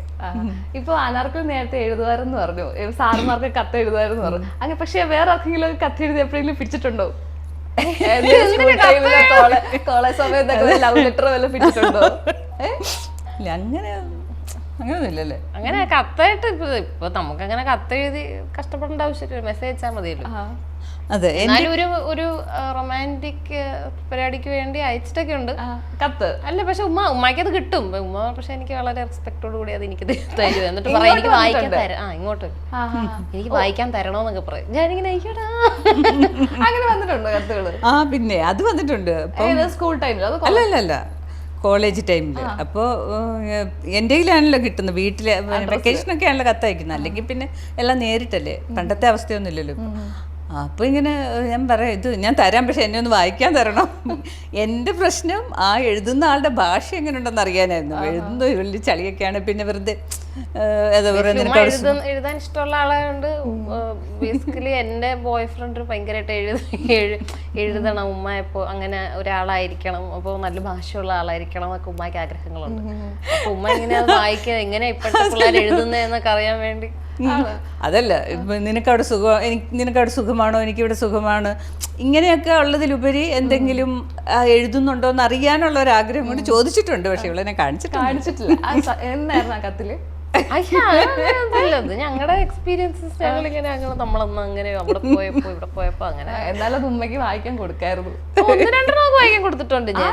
പിന്നെ 1-2 എനിക്ക് ഓർക്കുന്നില്ല ഞാൻ ശരിക്കും. ഇപ്പോൾ മുമ്പ് നമ്മൾ സംസാരിച്ചു, അതായത് ഇവരുടെ രണ്ടുപേരുടെയും ചൈൽഡ്ഹുഡ്, അതായത് അനാർക്കലിയും ലക്ഷ്മിയും. അപ്പൊ ഇവര് എങ്ങനെയായിരുന്നു കുട്ടിക്കാലത്തൊക്കെ? അതായത് ഞാൻ ഫോട്ടോസ് കണ്ടിട്ടുണ്ട്, ഭയങ്കര ടോംബോയ് ആയിട്ടുള്ള അനാർക്കലി, പക്ഷെ കുറച്ചുകൂടെ ഒരു ഗേളിഷ് ആയിരുന്നു ലക്ഷ്മി. അപ്പൊ ഇവരുടെ ഒരു ചൈൽഡ്ഹുഡ് ഒക്കെ എങ്ങനെയായിരുന്നു? ചൈൽഡ്ഹുഡ് നല്ല വഴക്കുണ്ടായിരുന്നു രണ്ടുപേരും, പക്ഷെ ഭയങ്കര കൂട്ടുമായിരുന്നു. പരസ്പരം എല്ലാം ഷെയർ ചെയ്യുകയൊക്കെ ചെയ്യും, പക്ഷെ നല്ല വഴക്കായിരുന്നു. അങ്ങനത്തെ ഒരു സ്വഭാവം ഉണ്ടായിരുന്നു. അങ്ങനെ പ്രത്യേകിച്ച് അങ്ങനെ പിന്നെ ഡ്രസ്സിനൊക്കെ വേണ്ടി ഭയങ്കര വഴക്കായിരുന്നു. ഈ രണ്ടുപേരും ചേരുന്ന ഒരേ, അതായത് ഇവളുടെ ഡ്രസ്സ് അവൾക്ക് ചേരാൻ തുടങ്ങിയ സമയമുണ്ടല്ലോ, അപ്പോഴൊക്കെ ഇവരിങ്ങനെ ഒന്നും കൊടുക്കത്തില്ല, ഇവിടെ ഒളിച്ചു വെക്കും. അപ്പം രണ്ടുപേരും ഒരിറ്റ ഇൻസിഡന്റ് പറയാട്ടോ. അത് ഞാൻ പെട്ടെന്ന് ഇങ്ങനെ ഓർത്ത, ഞാനൊന്നും പെട്ടെന്ന് ഇങ്ങനെ മനസ്സിൽ വന്നതാ. ഇവളുടെ ഡ്രസ്സ് ഇവളെ ഒളിച്ചു വെക്കും. അപ്പോൾ എല്ലാം ലക്ഷ്മി തപ്പിപ്പിടിക്കും. കാരണം ഇവളെക്കാട്ടിലും മുൻപേ സ്കൂളിൽ പോകുന്നത് അവളാണ്. അപ്പോൾ ഈ ലക്ഷ്മി തപ്പിപ്പിടിക്കും. അപ്പോൾ ഒരു ദിവസം തപ്പിട്ട് ഞാനും കൂടി നോക്കിയിട്ട് ഈ ഡ്രസ്സ് കാണുന്നില്ല. അപ്പോൾ ഇവളിത് എവിടെ ഒളിച്ചു വെച്ചെന്നറിയാമോ? ലക്ഷ്മിയുടെ തലേണയുടെ അടിയിൽ. അപ്പോൾ എങ്ങനെ കണ്ടുപിടിക്കും? അങ്ങനെ ഒരു സംഭവം സത്യമായിട്ട് ഞാൻ ഓർക്കുന്നുണ്ട്. അങ്ങനത്തെ ഒരു അവിടെ തീരെ പ്രതീക്ഷിക്കുന്നു. അതായത് സ്വന്തം ഇവളുടെ തലേണടി വരെ നോക്കുന്നുണ്ട്, പക്ഷെ സ്വന്തം തലേണടി വെച്ചിട്ടാണ് അതിന്റെ മുകളിലാണ് ഇവള് കിടന്നെന്നുള്ള ഒരു ഓർമ്മ അവൾക്കില്ല. അങ്ങനെ പ്രതീക്ഷിക്കുന്നേ ഇല്ല. അങ്ങനത്തെ വഴക്കുകളൊക്കെ ഉണ്ടാവാറുണ്ട്. പിന്നെ ഞാൻ പറഞ്ഞു, എഴുതുന്ന കാര്യം പറഞ്ഞപ്പോഴാണ് ഇവളുടെ ആദ്യത്തെ ഒരു ഞാനിപ്പോഴും എടുത്തു വെച്ചിട്ടുണ്ട്. I am not your friend, you are not my friend, you go men go. അതായത് LKG പഠിക്കുമ്പോഴുള്ള കവിതയാ. LKG പഠി. അത് അന്നും ഈ എഴുതിയാണ്. I am not your friend, you are not my friend, you go men go go go. അതായത് ഈ ചേച്ചിക്ക് എഴുതി കൊടുക്കുന്നതാണ്. മനസ്സിലായോ? അത് കവിത പോലെയാണ് എഴുതുന്നത്. അങ്ങനെയൊക്കെ ഉണ്ട്. ആ സമയത്ത് ചേച്ചി ഇത്രയും വഴക്കിടാൻ കാരണം? അന്ന് എനിക്കും ഇഷ്ടമല്ലായിരുന്നു പുള്ളിക്കാരിക്ക് തന്നെ ഇഷ്ടമല്ലായിരുന്നു. പിന്നെ അതിനുശേഷം ഞാനൊരു മോശം പരിപാടി കാണിച്ചു. ഒന്നും അങ്ങനെയില്ല, പുള്ളിക്കാരൻ ഏറെ നാൾക്ക് ശേഷം ഞങ്ങൾ കൂട്ടായതിനു ശേഷം പഴയ ഒരു ഡയറി എനിക്കിങ്ങനെ കിട്ടിയപ്പോൾ എടുത്തു നോക്കിയപ്പോൾ അതിൻ്റെ അകത്ത് എന്നെ ഇങ്ങനെ പ്രാവുക, ഞാൻ മരിച്ചു പോകണമെന്നൊക്കെ നീത്ത് ആഗ്രഹിച്ചിട്ടുണ്ട്. ആ പ്രായത്തിൽ അങ്ങനെയാ വഴക്കെന്നൊക്കെ പറഞ്ഞാൽ നമ്മളിങ്ങനെ പിച്ച് മാന്ത്. എനിക്ക് എൻ്റെ ഓർമ്മയിൽ ഞാൻ എൻ്റെ ചേച്ചിയുടെ മൂക്കൊക്കെ കടിച്ച് ഇവിടെ പാടൊക്കെ ആയിട്ടുണ്ട്. അപ്പം പുള്ളിക്കാരിക്ക് അത്ര ഇങ്ങനെ ഒട്ടും ഇഷ്ടമല്ലാത്ത. പിന്നെ ഞാൻ യങ് കിഡ് ആയതുകൊണ്ട് പേരൻസിന് കുറച്ചുകൂടെ ലിബറൽ എൻ്റെ അടുത്തായിരിക്കും. പിന്നെ ഉറപ്പായിട്ടും അടിയും വഴക്കും ഒക്കെ ഏറ്റവും കൂടുതൽ കിട്ടുന്ന ചേച്ചിക്കായിരിക്കും. പുള്ളിക്കാരി ഇങ്ങനെ ഞാൻ എന്തെങ്കിലും ചെയ്ത പ്രശ്നമാണല്ലോ അടി പുള്ളിക്കാരിക്കാ. എനിക്ക് അടി കിട്ടിയ ഒരു ഓർമ്മയേ ഇല്ല പുള്ളിക്കാരി. പക്ഷെ എനിക്ക് നീലത്തേക്ക് ഇഷ്ടംപോലെ അടി കിട്ടിയ ഓർമ്മ എനിക്കുണ്ട്. അപ്പൊ അതിന്റെ ഒരു ദേഷ്യം എൻ്റെ അടുത്ത് ഉണ്ടായിരുന്നു. അപ്പൊ ആ ഒരു പ്രായത്തിൽ ഐ ഡോണ്ട് ലൈക്ക് യു അങ്ങനെയൊക്കെ പറഞ്ഞു എഴുതാറുണ്ടായിരുന്നു. ഇപ്പൊ പേരൻസിനാണെങ്കിൽ 2 മക്കളും ഒരുപോലാണെന്ന് പറയും. പക്ഷെ ഇപ്പൊ ആരാർക്കലും പറഞ്ഞു കേട്ടില്ലേ, എന്നോട് കുറച്ചൊരു അല്ല അതൊക്കെ പറയണത് നമ്മൾ കുറച്ചും കൂടി സീരിയസ് ആവണം ടോക്ക്. എന്താണെന്നറിയാമോ, ഞാൻ എൻ്റെ 20ാമത്തെ വയസ്സ് പ്രസവിച്ചാണ് അവളെ. അപ്പം ഞാനും പഠിച്ചുകൊണ്ടേ ഇരിക്കുക. എങ്ങനെയാണ് പേരൻറ്റിങ് എന്ന് എനിക്കറിയില്ല. പിന്നെ ഒന്നാമത് പഠിച്ചുകൊണ്ടിരിക്കുന്ന സമയത്ത് കല്യാണം കഴിച്ച ആളാണ് ഞാൻ. അപ്പോൾ എൻ്റെ പഠിത്തം പൂർത്തിയാകാത്തതിൻ്റെ വിഷമം ഇതെല്ലാം ഉണ്ടാകുമ്പോൾ സ്വാഭാവികമായിട്ട് ഒരു ഫ്രസ്ട്രേഷൻ്റെ ഒരു പ്രതിഫലനം മൂത്ത ആളോട് ഉണ്ടാവുന്നുണ്ട്. പക്ഷെ ഇവളുണ്ടാകുമ്പോൾ രണ്ടുപേരും തമ്മിൽ നല്ല ഗ്യാപ്പുണ്ട്. അപ്പോൾ നമ്മൾ കുട്ടികളുടെ അവകാശങ്ങളെക്കുറിച്ചൊക്കെ മനസ്സിലായി വരുന്ന ഒരു ഇതാണ്. അപ്പോൾ സ്വാഭാവികമാണ്, അതൊട്ടും ഇഷ്ടത്തിൻ്റെ ഒന്നും പ്രശ്നമല്ല.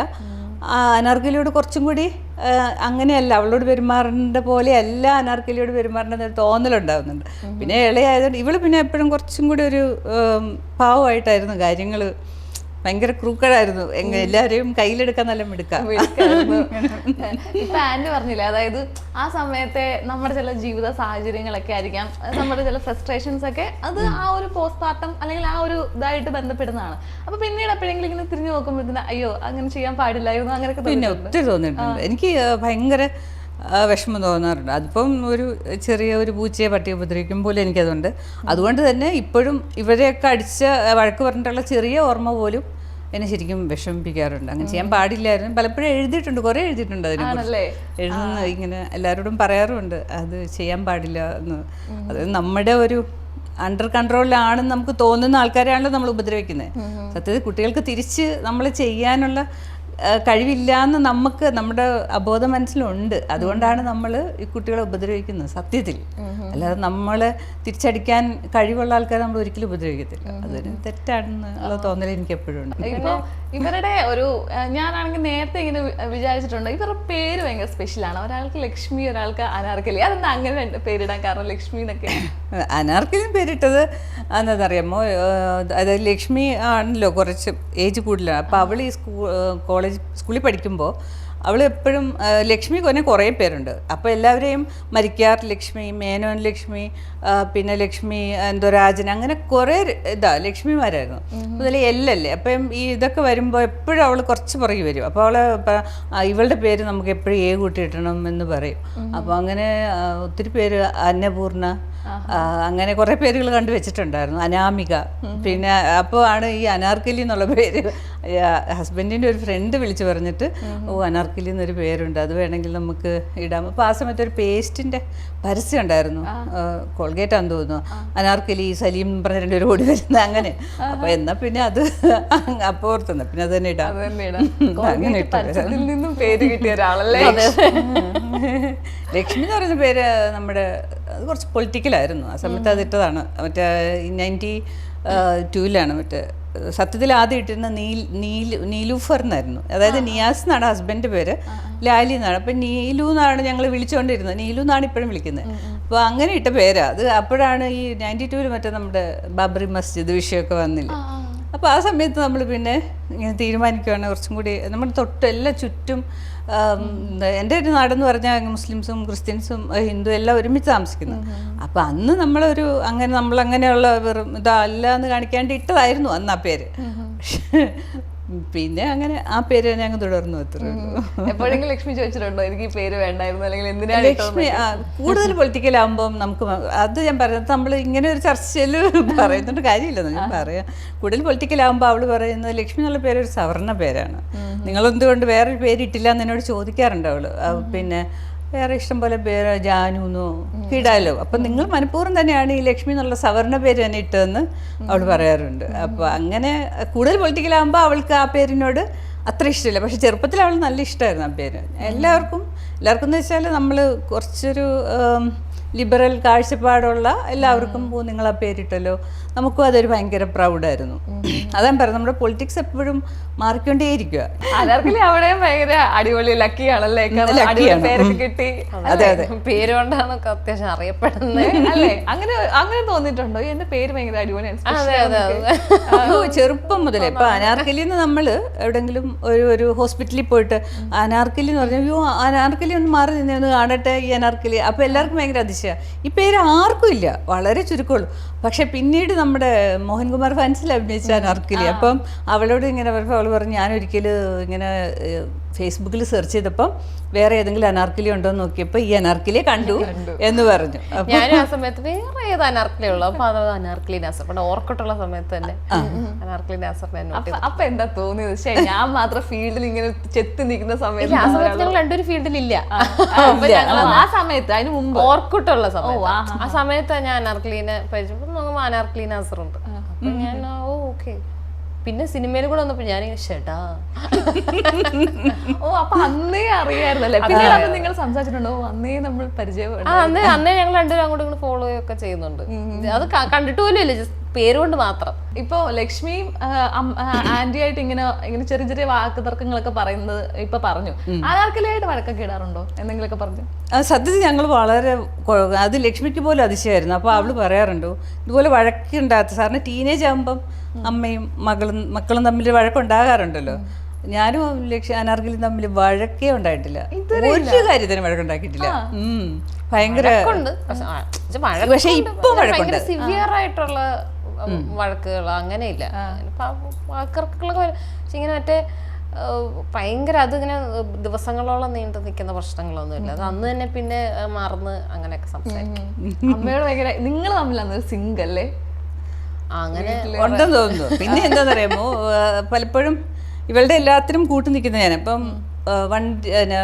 ബൈക്ക് ഓടിക്കാൻ പഠിക്കണം വലിയ ആഗ്രഹമാണ്. അപ്പം ഇത് പിന്നെ ഹസ്ബൻഡ് സമ്മതിക്കത്തില്ല. ചെപ്പളിക്ക് പേടിയാണ്, അതുകൊണ്ട് സമ്മതിക്കത്തില്ല. ഭയങ്കര പേടിയാണ്, കൊച്ചു പിള്ളേർ അത് ചെയ്യണ്ട. അപ്പോൾ എൻ്റെ ഫ്രണ്ട്സ് വരും, ഞാൻ എൻ്റെ ഇടയ്ക്ക് ഒരു പിന്നെ കോഴ്സ് പഠിക്കാം. അപ്പോൾ അവിടെ എല്ലാം കൊച്ചു പിള്ളേരാണ്. അപ്പോൾ അവരോട് പറഞ്ഞു, അവരെ കൊണ്ടാണ് ഞാൻ ഇത് പഠിപ്പിക്കുന്നത്. അപ്പം അവളോട് ഞാൻ പറഞ്ഞു ഞാൻ ഇതൊക്കെ ചെയ്യുന്നുണ്ട്, അപ്പം നീ വളരെ ശ്രദ്ധിക്കണം, ഉമ്മായി വിഷമിപ്പിക്കരുത്, കാരണം ഞാനാണല്ലോ സമ്മതിച്ചത്. അപ്പോൾ ഇങ്ങനെ എല്ലാ കാര്യത്തിനും സത്യത്തിൽ ഇവളോട് ഞാനിങ്ങനെ പറയും, കാരണം ഉമ്മയെ പരാജയപ്പെടുത്തരുത്, തോപ്പിക്കരുത്, ഉമ്മയ്ക്ക് പ്രശ്നം ഉണ്ടാക്കരുത് എന്ന് പറയുമ്പോൾ അവള് കൂടുതൽ അങ്ങനെ ഞങ്ങൾ തമ്മിലൊരു അടുപ്പമുണ്ടായിരുന്നു. പക്ഷെ ഇപ്പൊ അതും ഞാൻ പറഞ്ഞില്ലേ, അത് ബുദ്ധിമുട്ടായിരുന്നത് എന്ന് പറയുമ്പോൾ മറ്റേ ഈ ഉമ്മയെ വിഷമിപ്പിക്കാൻ പാടില്ലല്ലോ, അപ്പൊ അത് ചെയ്യരുത് ഇത് ചെയ്യരുത്. എവിടെയെങ്കിലും ഇപ്പം എൻ്റെ പ്രായത്തിൽ കോളേജിലൊക്കെ പഠിക്കുന്ന സമയത്ത് എല്ലാവരും ഈ പേരൻസിനോട് പറയാതെ അവളോട് ഒക്കെ പോകും. പിന്നെ ചിലപ്പോൾ ഭയങ്കര വലിയ കള്ളമൊക്കെ പറഞ്ഞിട്ട് പിന്നെ ഇപ്പോൾ വേറെ പുറത്തൊക്കെ വേറെ സ്റ്റേറ്റ്സിലൊക്കെ പോകണം, അമ്മാതിരി കള്ളമൊക്കെ കൺസ്ട്രക്ട് ചെയ്തൊക്കെ പോകും. എനിക്ക് മറ്റേ ഉമ്മയ്ക്ക് വിഷമമായാലോ, ഉമ്മയ്ക്ക് വിഷമമായിട്ട് അങ്ങനെ പോയി കഴിഞ്ഞാൽ ഇനിയിപ്പം പിന്നെ മക്കളെ ഫ്രീഡം കൊടുത്ത് വളർത്തി അതിൻ്റെയാ ഇത് എന്നൊക്കെ പറഞ്ഞ് എങ്ങാനും പിടിക്കപ്പെട്ട് കഴിഞ്ഞാൽ പിന്നെ ഉമ്മയുടെ തലയിലാവുമല്ലോ എന്നൊക്കെ വിചാരിച്ചാൽ അത് വലിയൊരു ബുദ്ധിമുട്ടായിരുന്നു ആ സമയത്ത്. ബൈക്ക് എടുക്കുന്ന വെച്ചാൽ മറ്റേ നമ്മള് ബൈക്കൊക്കെ ഓടിക്കും മറ്റേ പേടിച്ച എന്തെങ്കിലും സംഭവിച്ചു കഴിഞ്ഞാൽ അത് ഉമ്മായിക്ക് പ്രശ്നമാവല്ലോ എന്ന് വിചാരിച്ച്. പഠിക്കാനൊന്നും അങ്ങനെ വലിയ താല്പര്യമൊന്നുമില്ല. ഇത് താല്പര്യം അങ്ങനെ പഠിത്തത്തിലത്ര നല്ലതല്ല, പക്ഷെ കഷ്ടപ്പെട്ടിരുന്ന് പഠിക്കും. അതും മറ്റേ ആരും ഉമ്മയെ ഒന്നും പറയരുത്, കാര്യം ഉമ്മ ഭയങ്കരമായിട്ട്, കാരണം ഞാൻ സ്വാതന്ത്ര്യം കൊടുത്തിട്ടാണല്ലോ ഇവൾ ഇങ്ങനെ ആയതെന്ന് പറയും. കണ്ടോ നീ വളർത്തിയിട്ട് ഇങ്ങനെ ആയില്ലേ എന്ന് പറയേണ്ടി വരരുതെന്ന് ഓർത്തിട്ട് അവൾ പഠിക്കും. അപ്പോൾ +2 ഇങ്ങനെ മോഡലിൻ്റെ എക്സാമിൻ്റെ സമയത്ത് അവിടെ പോയി ഞാനിങ്ങനെ നിൽക്കുക, ഏതിനൊക്കെ തോറ്റിട്ടുണ്ട്. അപ്പോൾ അവിടെ പോയി വിഷമിച്ചിരിക്കുക. അപ്പം അവൾ പറയും ഉമ്മയുടെ നിപ്പ് കണ്ടപ്പോൾ എനിക്ക് സങ്കടം, അത് കാരണം അവൾ പഠിച്ചിട്ട് പിന്നെ ഇതിന് സൈക്കോളജിക്ക് ഏറ്റവും നല്ലപോലെ പഠിക്കുന്ന കുട്ടിയേക്കാൾ മാർക്കുണ്ടായിരുന്നു. അപ്പോൾ അത് എന്നോടുള്ള ഇഷ്ടം കൊണ്ട്, അല്ലെങ്കിൽ ഉമ്മയെ വഴക്ക് കേൾപ്പിക്കരുതെന്നുള്ള ആഗ്രഹം കൊണ്ടാണ്. പക്ഷെ അതവൾക്ക് ഈയിടെ എന്നോട് പറഞ്ഞിട്ടുണ്ട് അതവൾക്ക് പ്രഷറായിരുന്നു എന്ന്. അപ്പോൾ അതിലൊക്കെ കുറച്ച് കാര്യങ്ങളുണ്ട്, നമ്മൾ അങ്ങനെ പോലും പറയുന്നതിൽ ചില പ്രശ്നങ്ങളുണ്ടെന്ന് എനിക്ക് തോന്നാറുണ്ട്. എനിക്ക് സ്വാതന്ത്ര്യം കുറച്ച് കൂടി പോകുമ്പോൾ നമ്മുടെ റെസ്പോൺസിബിലിറ്റി അതാണ്. അതെ, ഇപ്പം പേരൻസ് നമുക്ക് വലിയ സ്വാതന്ത്ര്യം തന്നില്ല എന്നുണ്ടെങ്കിൽ നമുക്ക് റിബലായിട്ട് നിൽക്കാം. അപ്പൊ നമുക്ക് എല്ലാ റീസണും ഉണ്ട് റിബലായിട്ട് നിൽക്കാൻ. കാര്യം ഇവർ ഈ സ്വഭാവമല്ലേ, അപ്പൊ നമ്മളെന്തിനാ ഇവരെ അനുസരിക്കുന്നത് എന്നുള്ള മൈൻഡ് സെറ്റുണ്ട്. പക്ഷെ കുറച്ച് സ്വാതന്ത്ര്യം തന്നു കഴിഞ്ഞാൽ ഇവരുടെ സ്വാതന്ത്ര്യത്തിന്റെ ഉള്ളിൽ നിൽക്കണം. ഇപ്പൊ ഇവര് സ്വാതന്ത്ര്യം തരുന്നില്ല എന്നുണ്ടെങ്കിൽ നമുക്ക് നമ്മുടേതായ സ്വാതന്ത്ര്യം യൂസ് ചെയ്ത് നമുക്ക് അത് എന്തുള്ള എങ്ങനെയുള്ള ഉപയോഗിക്കാം. ഒരു സ്വാതന്ത്ര്യം തരുന്ന ആൾക്കാർ വേണ്ടി ഇടും വോണ്ട് ടു ഡിസപ്പോയിന്റ് തന്നെ. അപ്പൊ നമ്മൾ അതിന്റെ ഒരു ഉള്ളിൽ നിൽക്കും. അത് കോളേജ് വരെ ഉണ്ടായിരുന്നുള്ളൂ. കോപ്പലെ അവസാനം എനിക്ക് ദേഷ്യമൊക്കെ വന്നു. അവസാനം ഉമ്മയോട് പറയാൻ ഞാൻ പോണ്ടിച്ചേരിയൊക്കെ പോയി. പോണ്ടിച്ചേരി പോയി തിരിച്ചൊന്നും ഞാൻ പറഞ്ഞാൽ ഞാൻ പോണ്ടിച്ചേരി വരെ പോയായിരുന്നു. ആദ്യമായിട്ട് അതാണോ പറയാതെ ചെയ്ത കാര്യം? അതെ അതെ, ബാക്കി എല്ലാം ഞാൻ പറയാം. അതറിഞ്ഞപ്പോ ആന്റിക്ക് എന്താ ആ സമയത്ത് തോന്നി? എനിക്ക് തോന്നില്ല. പിന്നെ പറഞ്ഞല്ലോ, ഇതെപ്പോഴെങ്കിലും ഒന്ന് പറഞ്ഞല്ലോ എന്നാ ഞാൻ അങ്ങനെ കള്ളം പറയരുതെന്ന് പറയാറുണ്ട് എപ്പോഴും. അപ്പോൾ എപ്പോഴെങ്കിലും പറഞ്ഞല്ലോ എന്നുള്ളൊരു അതെ. അതെ, ഇതിൻ്റെ ഒരു പ്രശ്നം ഇപ്പം ഞാനിങ്ങനെ എല്ലാത്തിനും സമ്മതം കൊടുക്കുന്ന ആളാകുന്നത് കൊണ്ട് അവരുടെ പ്രശ്നം എന്ന് ചോദിച്ചാൽ പിന്നെ റിബലാകാനുള്ള ഒരു ന്യായമില്ല ഇവിടെ, ജസ്റ്റിഫിക്കേഷൻ ഇല്ല. റിബലാകുന്നത് എന്തിനാണ് റിബലാകുന്നതെന്നൊരു ചിന്ത അവർക്ക് വരുന്നുണ്ട്. അപ്പോൾ എപ്പോഴും പറയും ഇങ്ങനെ ഉമ്മായി കാരണം ഞങ്ങൾക്ക് ഒന്ന് എൻജോയ് ചെയ്യാൻ പറ്റിയിട്ടില്ല എന്ന്. അതിവളും പറയും, ലക്ഷ്മിയും പറയും ഉമ്മ അങ്ങനെ അത്ര സപ്പോർട്ട് തരാൻ പാടില്ലായിരുന്നു. ഓ, പക്ഷെ അത് ആക്ച്വലി നല്ലതല്ലേ പേരന്റിങ്ങിന്റെ ഒരു കീ പോയിന്റ് എന്താ പറഞ്ഞ ഒരു അങ്ങനെ പറയാൻ പറ്റില്ലേ, സ്വാതന്ത്ര്യം കൊടുത്തു വളർത്തുക എന്ന് പറയുമ്പോ. പക്ഷെ അതെനിക്ക് മോശമാണെന്നല്ല പറയുന്നത്. ഞാൻ വിചാരിക്കുന്നത് എങ്ങനെ വളർത്തിയാലും, എങ്ങനെ നമ്മളിപ്പോ ഒരാളോട് എങ്ങനെയൊക്കെ പെരുമാറിയാലും അതിൽ എന്തെങ്കിലും ഒരു പ്രശ്നം ഉണ്ടാവും. ഒന്നും പെർഫെക്റ്റ് അല്ല.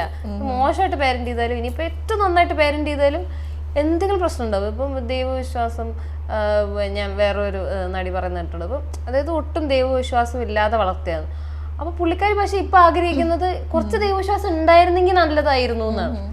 അപ്പോൾ എല്ലാത്തിലും ഒരു പ്രശ്നമുണ്ട്. അത് നമ്മൾ എങ്ങനെയൊക്കെ കൺസ്ട്രക്ട് ചെയ്താലും എങ്ങനെയൊക്കെ പെരുമാറാനോ ചിന്തിക്കാനോ ശ്രമിച്ചാലും അതിലൊരു പ്രശ്നമുണ്ട്. നമ്മളെപ്പോഴും അതല്ല മറ്റേതായിരിക്കും ആഗ്രഹിക്കുക.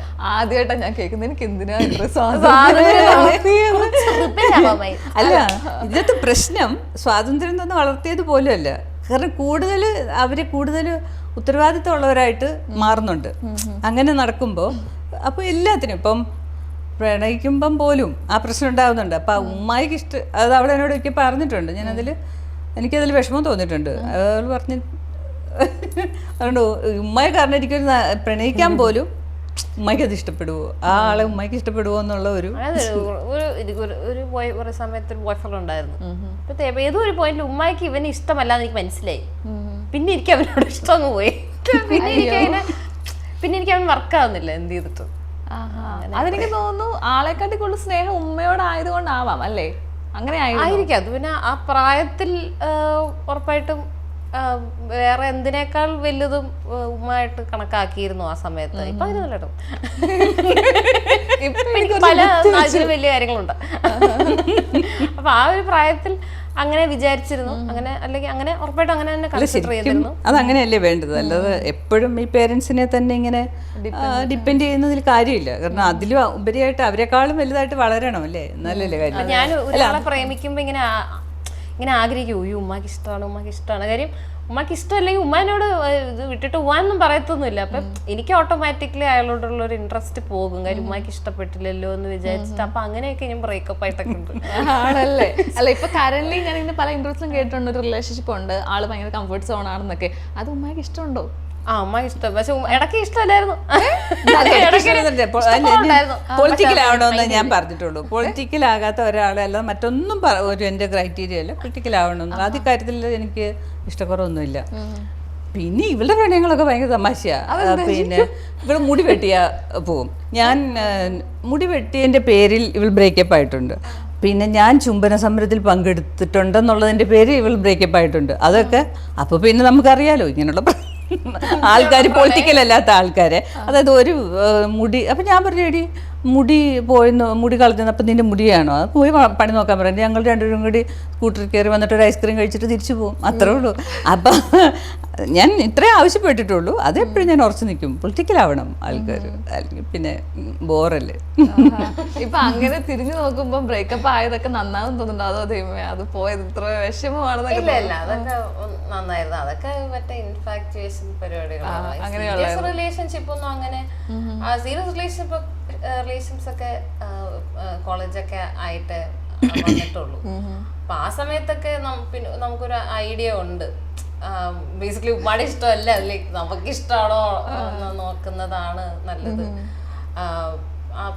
കോളേജൊക്കെ ആയപ്പോഴേക്കും കുറച്ചൊക്കെ നമ്മൾ അങ്ങനെ ഒരു ഡിറ്റാച്ച്ഡ് ആയി തുടങ്ങിയിരുന്നു. കാര്യം പിന്നെ ഉമ്മ പിന്നെ അങ്ങനെ എന്നെ വിളിച്ച് ശല്യപ്പെടുത്തും അങ്ങനെയൊന്നുമില്ല. മറ്റേ ആഴ്ചയിൽ ഒരിക്കലൊക്കെ ചിലപ്പോൾ വിളിക്കത്തുള്ളൂ.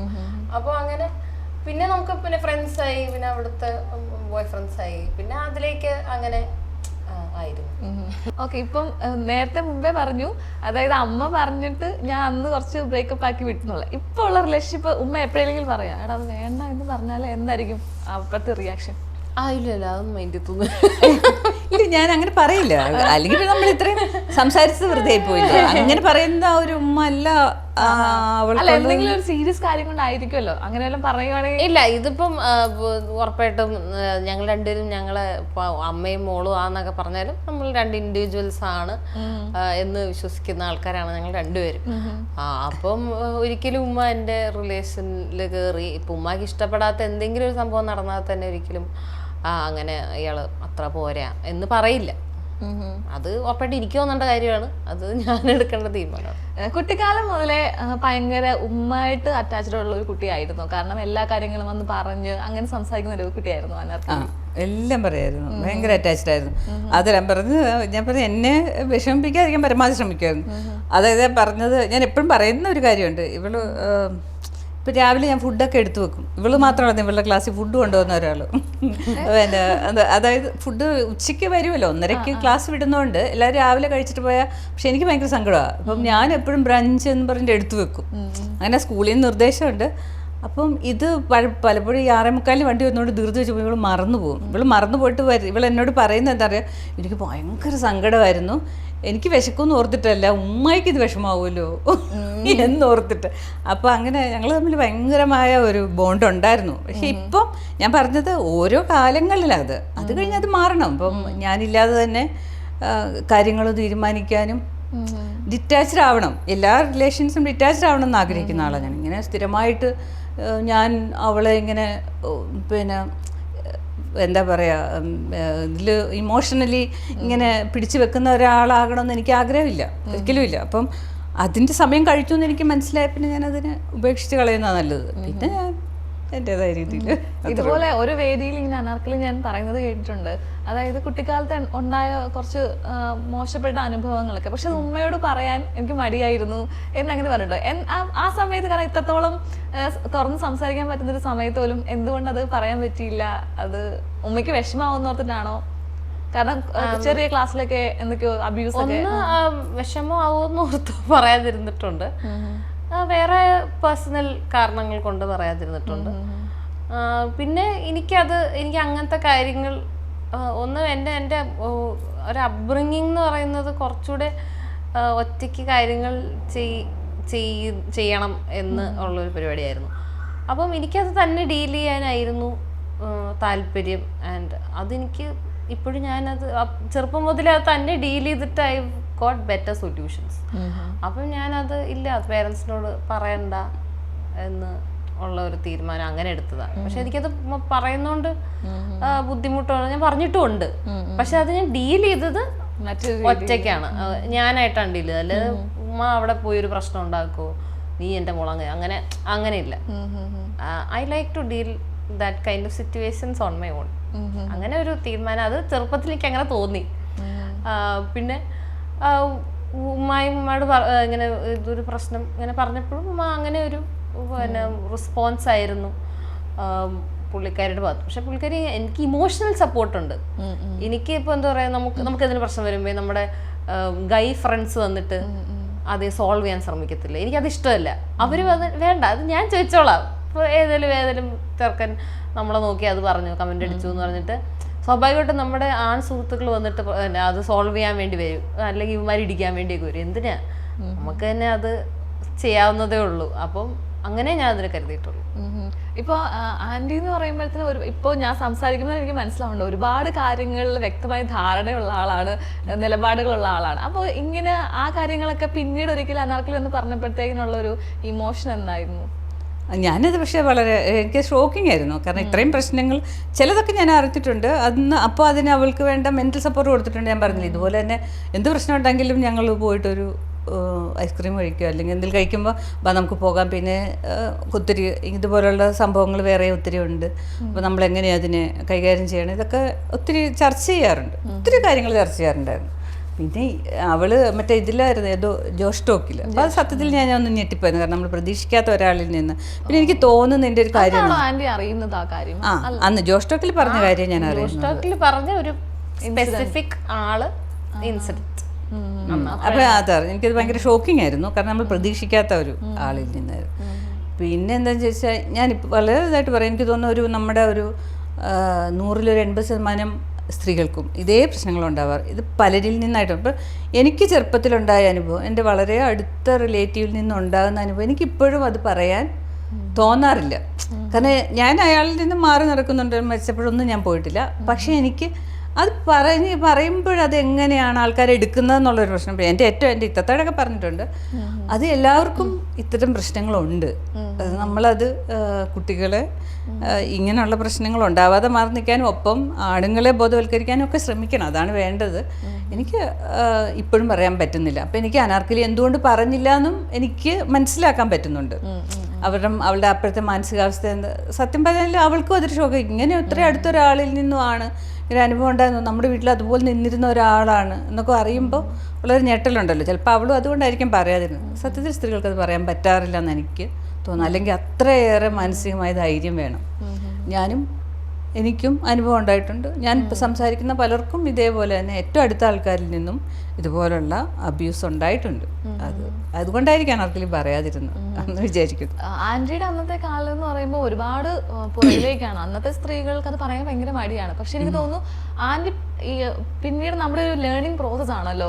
മാരേജ് കഴിഞ്ഞു, കുട്ടികളായി, ഓരോ കാര്യങ്ങൾ പഠിച്ചുകൊണ്ടിരിക്കുകയാണ്. ഇപ്പൊ ആ സമയത്ത് ആൻറ്റി തിരിച്ചറിഞ്ഞ കുറച്ച് കാര്യങ്ങൾ കാണുമല്ലോ. കാരണം എനിക്ക് എന്നുണ്ടായ സംഭവം ഒരിക്കലും, അല്ലെങ്കിൽ എൻ്റെ കുട്ടികൾക്ക് അത് ഉണ്ടാവുമല്ല, ചില കാര്യങ്ങൾ ഞാൻ അവർക്ക് പറഞ്ഞ് മനസ്സിലാക്കി കൊടുക്കണം, അല്ലെങ്കിൽ എൻ്റെ കുട്ടികളെ ഇങ്ങനെ വേണം വളർത്താൻ എന്നുള്ളൊരു ധാരണ ആൻറ്റിക്ക് ഉണ്ടായിരിക്കുമല്ലോ.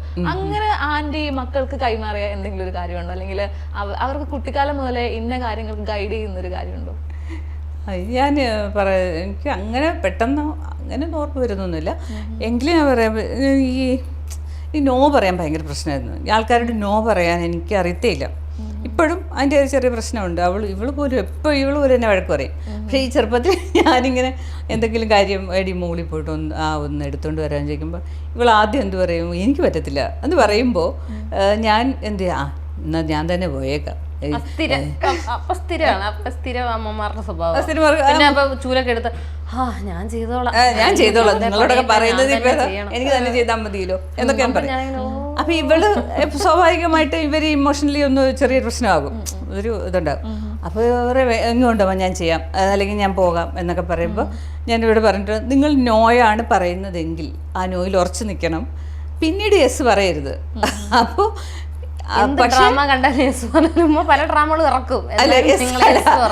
ഓക്കെ അല്ല, അപ്പൊ ഞാൻ പറഞ്ഞ ഒരു കാര്യം ഇതാണ്, ഞാൻ അത് തന്നെ പറയുന്നത് ഇപ്പോഴും. അതിന് പിന്നീട് യെസ് പറയാൻ നിൽക്കരുത്. നിങ്ങൾ നോ പറഞ്ഞാൽ അത് നോയായിരിക്കണം. പക്ഷേ ഉമ്മ പറയുമ്പോൾ ഒരു കാര്യം അനുസരിച്ചേക്കാം എന്ന് നിങ്ങൾക്ക് വേണമെങ്കിൽ വിചാരിക്കാം, പക്ഷെ അത് ആദ്യം തന്നെ വിചാരിക്കണം കേട്ടോ എന്ന് ഞാൻ പറഞ്ഞു കൊടുത്തിട്ടുണ്ട്. എനിക്ക് നോ പറയാം. അത് പക്ഷേ ഇവള് കൃത്യമായിട്ട് നോ പറയാൻ പ്രശ്നമൊന്നുമില്ല. അവള് ഒരാളോട് എനിക്ക് ഭയങ്കര എനിക്ക് പോലും പലപ്പോഴും ശിക്ഷപ്പെടാൻ അല്ലെങ്കിൽ കണ്ടുപഠിക്കാൻ തോന്നുന്ന അത്രയും ബോൾഡായിട്ട് അവൾ പലപ്പോഴും കാര്യങ്ങൾ പറയുന്നത് ഞാൻ കണ്ടിട്ടുണ്ട്, നേരെ കണ്ടിട്ടുണ്ട്. അത് പ്രൊഫഷണലി തന്നെ കൃത്യമായി പറയുന്നത് കണ്ട് ഞാൻ ഞെട്ടിപ്പോയിട്ടുണ്ട്.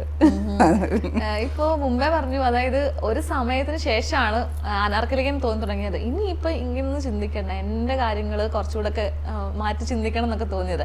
അപ്പോൾ അങ്ങനെ ചിന്തിച്ച് തുടങ്ങിയതിന് ശേഷം ആൻറ്റിക്ക് എന്താ പറയുക സന്തോഷം ഒരു കാര്യമുണ്ട്. കാരണം അനാർക്കലിക്ക് ഇങ്ങനെ ചേഞ്ച് ഉണ്ട്. പക്ഷെ അത് ആൻറ്റിയെ സംബന്ധിച്ചിടത്തോളം ഒരു പറഞ്ഞില്ല, ഓൾറെഡി പറഞ്ഞു, ഞാൻ കുറച്ച് ഇപ്പോൾ വിട്ടാണ് ഡിറ്റാച്ച്ഡ് ആയി തുടങ്ങുന്നത്. അത് ചിലപ്പോൾ ഒരു അമ്മ എന്ന നിലയ്ക്ക് ഒരു വിഷമം തോന്നുമെങ്കിലും ഒരു സൈഡിൽ അതൊരു ഭയങ്കര അഭിമാനവും സന്തോഷവും തോന്നുമല്ലോ. അങ്ങനെ എന്തെങ്കിലും ഒരു കാര്യമുണ്ടോ അനാർക്കലിയുടെ ഒരു ക്യാരക്ടറിൽ, അല്ലെങ്കിൽ ഇങ്ങോട്ടുള്ളൊരു? പിന്നെ ഉറപ്പായിട്ടുണ്ട്, അത് ഒത്തിരി ഉണ്ട്. പിന്നെ എന്താ ഈ കൊറോണയുടെ ഒക്കെ ടൈമിലേ പിന്നെ ഇവള് ടൂറ് പോകാൻ തീരുമാനിക്കുക, മറ്റേ കാശ്മീർ. അപ്പോൾ അന്ന് ഞാൻ കുറച്ച് പ്രശ്നം, കാരണം മൊത്തം ഇതിലൊക്കെ പ്രശ്നങ്ങളാണല്ലോ. അപ്പോൾ ആ സമയത്ത് പക്ഷെ എല്ലാവരും പോയി തുടങ്ങിയിട്ടുണ്ട്. അപ്പോൾ സെക്കൻഡ് വേവ് തേർഡ് വേവിൻ്റെ ഒക്കെ സമയത്താണ്. അപ്പം ഇവള് ഇങ്ങനെ പോകാൻ വേണ്ടി എല്ലാം റെഡിയാക്കി. അപ്പോൾ എനിക്കാണ് ഭയങ്കര ദേഷ്യം വരിക, ഇവളെന്തിനാ ഇങ്ങനെ പോയിട്ട് തിരിച്ചിങ്ങോട്ട് വരണ്ടേ. അപ്പോൾ എന്നെ അത് ഭയങ്കരമായിട്ട് ബുദ്ധിമുട്ടിക്കുന്നുണ്ട്. പക്ഷെ ഞാൻ എത്ര പറഞ്ഞിട്ടും അവൾ പോകാൻ തന്നെ തീരുമാനിച്ചു. പക്ഷെ പോയിട്ട് കുഴപ്പമൊന്നും പറ്റിയില്ല. അന്ന് എനിക്കത് ഭയങ്കര ഷോക്കിംഗ് ആയിരുന്നു. ഞാൻ എത്ര പറഞ്ഞിട്ടും പോയില്ലൊന്നും. പക്ഷെ പിന്നീട് ഞാനത് മനസ്സിലിങ്ങനെ ഇട്ട് നോക്കിയപ്പോൾ സത്യത്തിൽ അവൾ പോയത് അവൾ ഇത്രയും പ്രായമായൊരു കുട്ടിയാണ്, അവൾക്കറിയാം കാര്യങ്ങൾ എങ്ങനെയാണ് ഡീൽ ചെയ്യേണ്ടത്. അപ്പം പിന്നെ ഞാൻ അതിനൊരു പ്രശ്നം ഉണ്ടാക്കേണ്ടതില്ലായിരുന്നു എന്നെനിക്ക് തോന്നിയിട്ടുണ്ട്. പക്ഷെ ഒരുപക്ഷെ എനിക്ക് ഇപ്പം അത് പറയാൻ കാര്യം അത് എൻ്റെ ഒരു ടേണിംഗ് പോയിൻ്റാണ്. ഇനി അനാർക്കലിയോട് ഞാൻ ഒരു കാര്യത്തിനും വാശി പിടിക്കേണ്ടതില്ല. പിന്നീട് എനിക്ക് അവളത് ഓർക്കുന്നുണ്ടോ എന്ന് എനിക്കറിയത്തില്ല. അവളെ സംബന്ധിച്ചുള്ള സാധാരണ ഒരു പ്രോസസ്സായിരിക്കും. എന്നെ സംബന്ധിച്ചുള്ള അതൊരു ഭയങ്കര ടേണിംഗ് പോയിൻ്റാണ്. അതിനുശേഷം ഞാൻ അനാർക്കലിയോട് ഒരു കാര്യത്തിനും ഇങ്ങനെ വെറുതെ ജസ്റ്റ് ഇപ്പം പാട്ട് പാടുന്നതിനെ കുറിച്ചോ അല്ലെങ്കിൽ എന്തിനെങ്കിലും കുറിച്ച് ഡ്രസ്സിനെ കുറിച്ചോ, ഈ ഡ്രസ്സ് നിനക്ക് ചേരുന്നില്ലെന്നോ, എന്തിനായി ഡ്രസ്സ് എടുത്ത് അങ്ങനെയൊക്കെ ചോദിക്കും. അതൊക്കെ സാധാരണ ഇപ്പോൾ ഒരു ഫ്രണ്ട്സ് ചോദിക്കുകയാണെങ്കിൽ ചോദിക്കുമല്ലോ. അതല്ലാതെ ഒരു വളരെ ഇതായിട്ടും പിന്നെ പ്രാധാന്യമുള്ള അല്ലെങ്കിൽ അവളുടെ ഇഷ്ടത്തിന് അവൾ ചെയ്യുന്ന ഒരു കാര്യത്തിനും ഞാൻ എന്തിനാണത് ചെയ്യുന്നതെന്ന് ചോദിക്കാറേ ഇല്ല. അന്ന് അതിന് ഒരു ടേണിംഗ് പോയിന്റ് ആണ് അത് ശരിക്കും. നമ്മളപ്പോ ഇത്ര നേരം ഭയങ്കര സീരിയസ് ടോക്ക് ആയിരുന്നേ. ഒരു പാട്ടുകാർ ഇവിടെ മുമ്പിൽ നിന്ന് നമ്മളൊരു പാട്ട് പോലും പഠിപ്പിച്ചില്ല. അനാർക്കലി നമുക്ക് വേണ്ടി ഇപ്പൊ നമ്മൾ റംസാനൊക്കെയാണ്, അപ്പൊ ഒരു സ്പെഷ്യൽ പാട്ട് പാടുമോ? ജാങ്കോ സ്പേസിന്റെ നിർദ്ദേശപ്രകാരം കസവിന്റെ തട്ടമിട്ട്.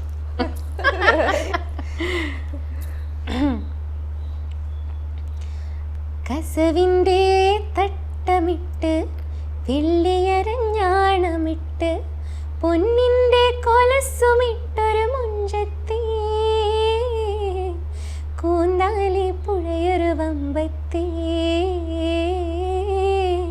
കൂന്താലി പുഴയൊരു വമ്പത്തി ഇവളുടെ മുന്നും പിന്നും കണ്ടു കൊതിച്ചവർ മിന്നും മെഹറും കൊണ്ടു നടന്നവൾ കൂനി കൂടി താടി വളർത്തി കയറൂരി പാഞ്ഞു കന്നി പഹയത്തി കൂന്താലി പുഴയൊരു വമ്പത്തി കൂന്താലി പുഴയൊരു വമ്പത്തി. ഓ അടിപൊളി. അപ്പൊ എന്തായാലും ഞാൻ അവസാനമായിട്ട് അനാർക്കലി ഒരു ക്വസ്റ്റ്യൻ ചോദിക്കാനുള്ളത്, ഇതുപോലെ ഞാൻ മുമ്പേ പറഞ്ഞ പോലെ തന്നെ നേരത്തെ അനാർക്കലി പറഞ്ഞൊരു കാര്യമാണ്. കാരണം കുട്ടിക്കാലത്ത് ഒരു സമയം വരെ എന്നെ ആർക്കും ഒരു അത്ര മതിപ്പില്ലായിരുന്നു എന്ന് എനിക്ക് തന്നെ തോന്നിയിട്ടുണ്ട്.